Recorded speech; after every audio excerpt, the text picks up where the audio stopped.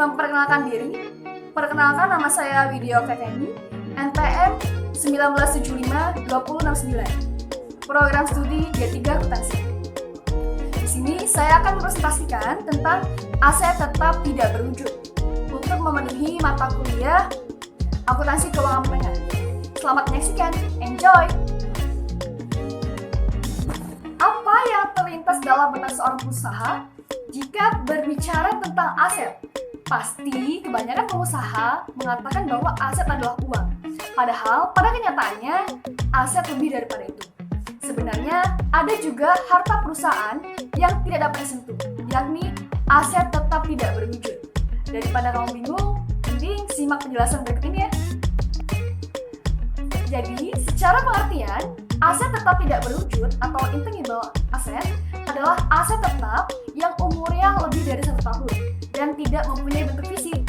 Jadi, tidak bisa dilihat secara kasat mata, namun hasilnya bisa dirasakan di masa depan. So, apa aja sih jenis-jenis aset tetap tidak berwujud? Kita simak penjelasannya lagi ya. Yang pertama, ada yang namanya hak paten. Kedua, hak cipta. Yang ketiga, merek dagang. Yang ketiga, franchise. Yang kelima, leasehold. Dan yang keenam, goodwill. Jadi, kita bahas yang pertama.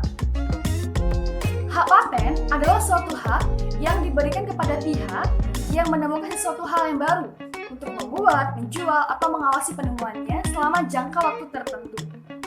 Jadi, hak paten ini akan diamortisasi selama umur kegunaannya selama periode-periode tertentu. Umur hak paten bisa dihitung atas dasar unit produk yang akan dibuat. Namun, apabila hak paten digunakan dalam proses produksi, maka amortisasi paten akan dikelompokkan dalam biaya produksi. Apabila paten itu digunakan untuk kegiatan yang berhubungan dengan penjualan, maka amortisasi aset tetap tidak berwujud akan dibebankan sebagai biaya penjualan. Yang kedua, hak cipta. Secara pengertian, hak cipta atau copyright adalah ketentuan yang telah dibuat seorang pencipta atas karya yang telah ia buat. Sebagaimana hak paten, maka hak cipta bisa dijual atau diberikan kepada pihak lain dengan perjanjian tertentu. Semua biaya yang berhubungan dengan penyusunan karya cipta, termasuk biaya pendaftaran dan memperoleh hak yang dimasukkan dalam harga perolehan hak cipta. Jika hak cipta itu dibeli, maka harga perolehannya adalah jumlah uang yang dibayarkan. Karena pertimbangan konservatif, harga perolehan hak cipta dihapuskan sekaligus dan dibebankan pada penghasilan pertama kali dari sumber tersebut. Nah, yang ketiga, ada yang namanya merek dagang. Merek dagang atau trademark adalah logo yang dimiliki sebuah bisnis. Keberadaan hal ini diuntukkan untuk membedakan satu produk dengan produk lainnya. Hak untuk menggunakan suatu merek dagang adalah tidak terbatas. Maka merek dagang bisa juga diperoleh dari suatu pembelian. Keadaan ini, harga perolehan yang dicatat adalah harga beli dan semua biaya pembelian. Bila merek dagang ini bersendiri, maka harga perolehannya adalah biaya-biaya untuk merencanakan dan mendaftarkan. Karena umurnya tidak terbatas, maka tidak dilakukan amortisasi atau depresiasi aset tidak berwujud. Nah, yang keempat, ada yang namanya franchise. Franchise adalah hak yang diberikan oleh suatu pihak, disebut franchisor, kepada pihak lain untuk menggunakan fasilitas yang dimiliki oleh franchisor. Nah, yang kelima, ada yang namanya leasehold.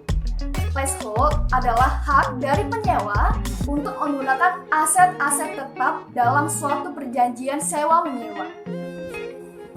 Bila jangka waktu sewa itu panjang dan sewa dibayar di muka, maka dicatat dalam kelompok aktiva tetap tidak berwujud.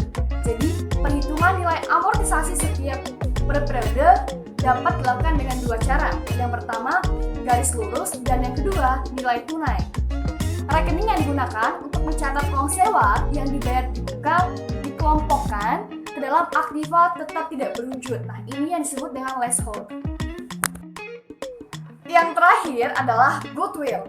Goodwill adalah mengambil alih kekuasaan sebuah perusahaan dengan membelinya secara penuh.